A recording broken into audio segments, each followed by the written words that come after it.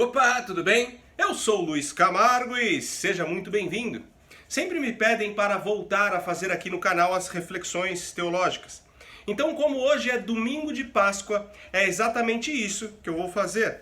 Vamos dar um tempo aí na política e naqueles assuntos cotidianos e abordar algo mais espiritual. E como vocês estão vendo, eu não estou no local de costume. Aproveitei aí o feriado para viajar e dar uma descansada. Estou gravando aqui no quarto do hotel.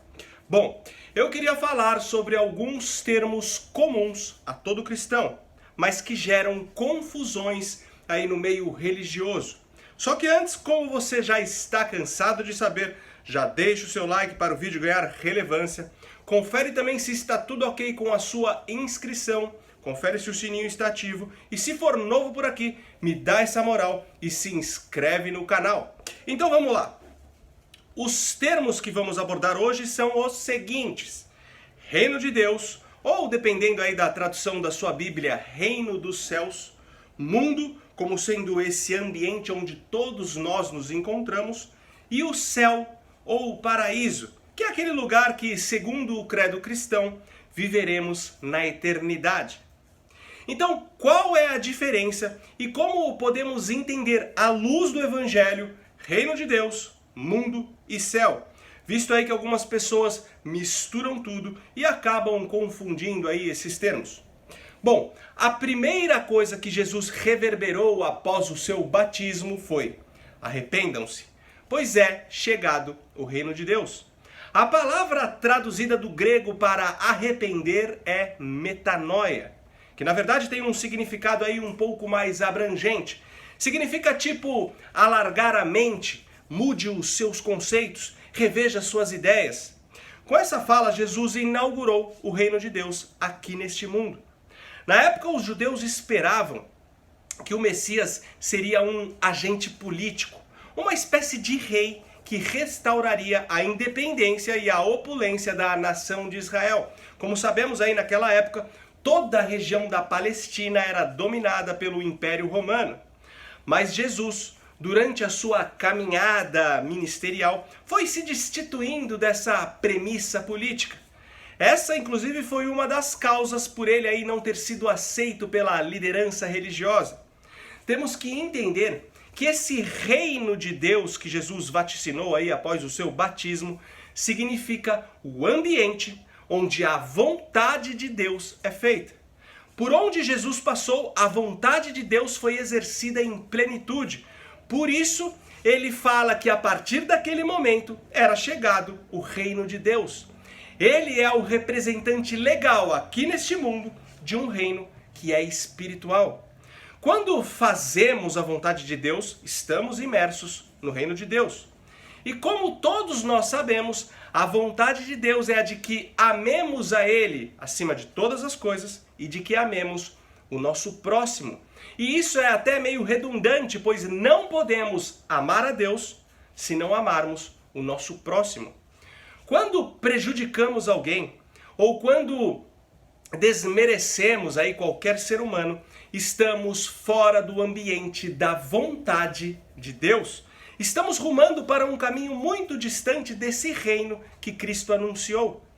Quando o apóstolo Paulo, em Coríntios 6:9, profere que os devassos, os idólatras, os adúlteros, os efeminados, os sodomitas, os ladrões, os avarentos, os bêbados, os maldizentes e os roubadores não herdarão ou não entrarão no reino de Deus ou no reino dos céus, dependendo aí da tradução da sua Bíblia, é porque quem tem esse tipo de conduta acaba, de alguma forma, prejudicando o próximo e a si mesmo. Por exemplo, os bêbados. Não tem problema nenhum na bebida alcoólica. Tomar um vinho no jantar, partilhar aí uma garrafa de prosecco para comemorar aí alguma conquista, tomar aquela cerveja gelada no calor. Você pode fazer tudo isso e não prejudicar ninguém. Mas a partir do momento que você passa dos limites, ou até mesmo vira um alcoólatra, você prejudica os que estão à sua volta. Bate o carro, arruma brigas desnecessárias, destrói sua família e vira um estorvo na sociedade. Neste caso, você se encontra completamente apartado do reino de Deus. Outro exemplo é com a questão sexual.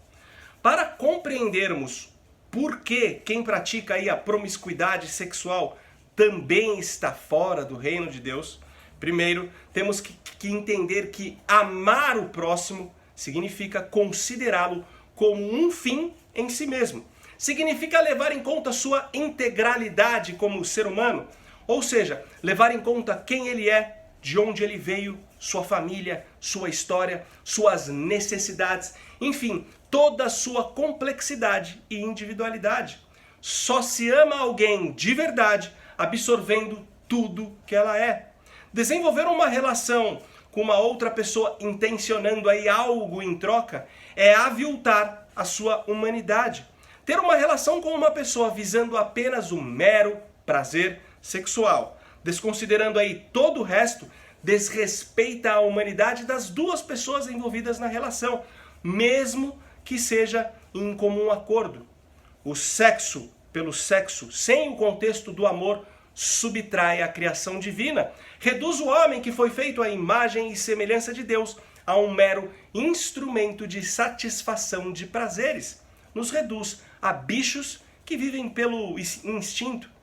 Sempre que estivermos diante de alguém, temos que considerá-lo como a pessoa mais importante desse mundo e construir uma relação levando esse alguém como um fim em si mesmo, considerando sua integralidade e jamais reduzindo essa pessoa ao que ela pode oferecer em termos de prazer ou de qualquer outra coisa. Agora, toda confusão acontece porque confundimos reino de Deus com a salvação. Quando confundimos reino de Deus com a entrada no céu após a morte, é óbvio que o paraíso será um lugar onde a vontade de Deus será plenamente estabelecida. Sendo assim, será o reino de Deus em plenitude. Mas nesse versículo, Paulo não está necessariamente sentenciando as pessoas que praticam aí todas aquelas coisas reprováveis diante de Deus a irem para o inferno. Ele não está eximindo essas pessoas de serem salvas, pois a salvação nos alcança através da graça, através da generosidade de Deus, e não pelos nossos méritos ou esforços para que façamos a vontade de Deus. Afinal, quem nunca foi avarento? Quem nunca foi avarento em algum momento aí da vida? Quem nunca mentiu? Quem nunca cometeu adultério? Visto que, segundo Jesus, você não precisa cometer o ato em si. Só de pensar ou de passar pela cabeça esse tipo de imoralidade, já estamos cometendo o adultério. Segundo Jesus, se você apenas sentir ódio de alguém, já cometeu um homicídio. Sendo assim, Paulo, ao proferir que quem pratica todas essas atitudes reprováveis não herdará o reino, ele na verdade está expondo o quão difícil é a entrada no reino de Deus, o quão estreito é o caminho a ser trilhado, o quão dificultoso é estar nesse ambiente onde a vontade do Pai é feita. E como somos inaptos para isso, entendendo isso, a gente consegue perceber o quão importante foi a obra redentora de Jesus para as nossas vidas. Pois Jesus sim trilhou esse caminho estreito até o fim e fez a vontade de Deus em plenitude. Jesus viveu a todo tempo dentro do reino de Deus aqui neste mundo. E se ele nos representa, somos alcançados através dos méritos dele. Jamais conseguiríamos em nossos próprios esforços, jamais conseguiríamos conduzir nossa vida dentro dos parâmetros elevados do reino de Deus.